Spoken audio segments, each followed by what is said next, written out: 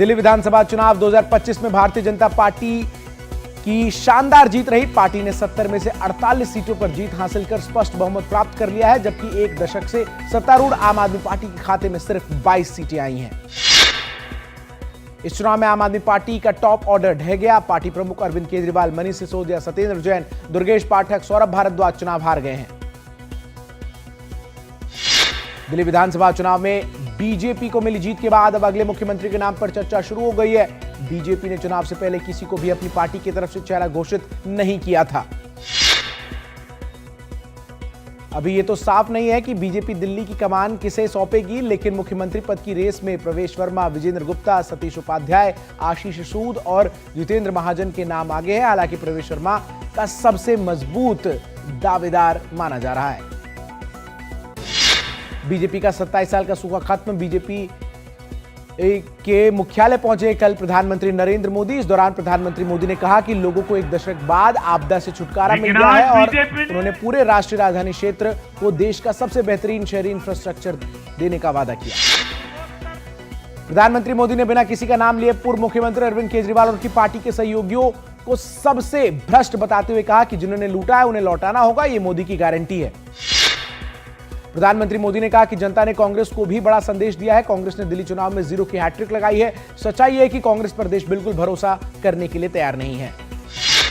दिल्ली विधानसभा चुनाव में कांग्रेस को एक बार फिर से शर्मनाक हार का सामना करना पड़ा। कुल 70 में से सिर्फ 3 सीटों पर ही अपनी जमानत बचा सकी और लगातार तीसरी बार चुनाव में कांग्रेस का खाता नहीं खुल सका। मुस्लिम बहुल आबादी वाली सीटों पर आम आदमी पार्टी ने बेहतर प्रदर्शन किया। 5 में से 4 मुस्लिम बहुल सीटों पर पार्टी को जीत मिली। हालांकि मुस्तफाबाद में आम आदमी पार्टी को हार का सामना करना पड़ा है। जंगपुरा विधानसभा क्षेत्र से नवनिर्वाचित बीजेपी के विधायक तरविंदर सिंह मरवाह ने उनके खिलाफ हुए पथराव को लेकर सनलाइट कॉलोनी पुलिस स्टेशन में शिकायत दर्ज कराई है।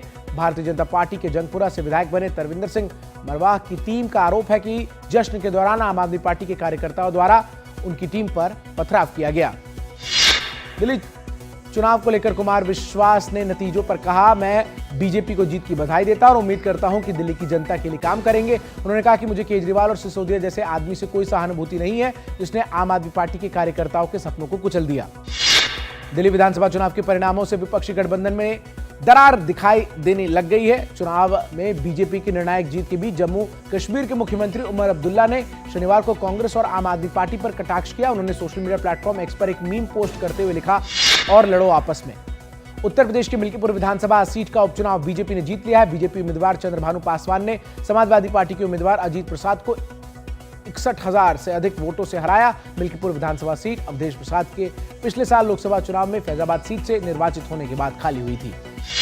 कर्नाटक कांग्रेस अध्यक्ष और उप मुख्यमंत्री डीके शिवकुमार आज उत्तर प्रदेश के प्रयागराज में महाकुंभ में पवित्र स्नान करने के लिए अगले दिन वापस लौट आएंगे। कर्नाटक बीजेपी ने शिवकुमार की प्रस्तावित महाकुंभ यात्रा का मजाक उड़ाते हुए पूछा कि क्या एआईसीसी अध्यक्ष मल्लिकार्जुन खड़गे उप मुख्यमंत्री से सवाल नहीं करेंगे।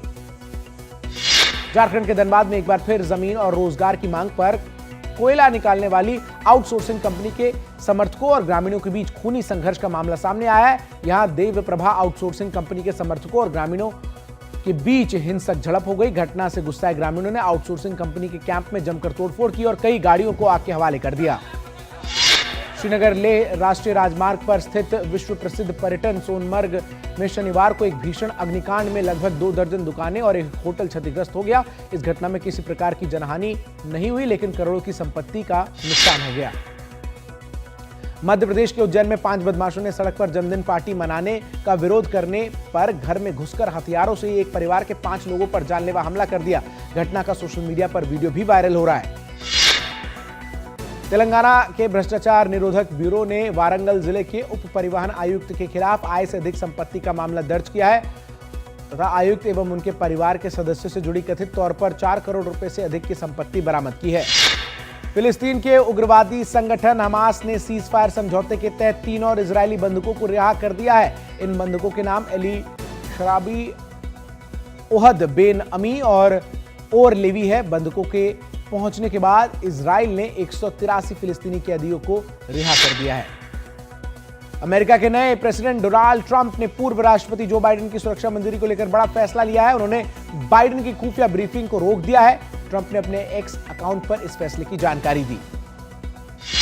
बांग्लादेश में मोहम्मद यूनुस की सरकार ने शनिवार को ऑपरेशन डेविल हंट लॉन्च किया है। दरअसल छात्र संगठन ने अपने कार्यकर्ताओं पर हुए हमले के दोषियों को पकड़ने के लिए 24 घंटे का अल्टीमेटम दिया था। अलास्का में बेरिंग एयर का एक विमान लापता हो गया। लापता हुए विमान के बारे में जानकारी सामने आई कि वो अलास्का की समुद्री बर्फ पर दुर्घटनाग्रस्त हो गया है। विमान में सवार सभी 10 लोगों की मौत हो गई। रूस के रक्षा मंत्रालय ने गुरुवार को एक वीडियो जारी कर यूक्रेन के जर्जिक शहर पर कब्जे का दावा किया है। रूसी न्यूज आउटलेट आरटी के मुताबिक यूक्रेन के डोनेत्स्क क्षेत्र में स्थित इस शहर पर रूस ने कब्जा कर लिया है। जर्जिक के अलावा रूस ने यहां मौजूद 2 गांव पर भी कंट्रोल की बात कही है। उड़ीसा के कटक में आज भारत और इंग्लैंड के बीच दूसरा वनडे मैच खेला जाएगा। दोनों टीम दूसरे मैच के लिए पूरी तरह तैयार है। इस मैच का टॉस दोपहर 1 बजे होगा, वहीं मुकाबले की शुरुआत दोपहर 1:30 बजे से होगी। कटक में भारत और इंग्लैंड के बीच दूसरे वनडे में विराट कोहली खेलते हुए नजर आएंगे। घुटने की चोट की वजह से विराट कोहली पहला वनडे मैच नहीं खेल पाए थे और वो लंबे समय से फॉर्म के लिए जूझ रहे हैं।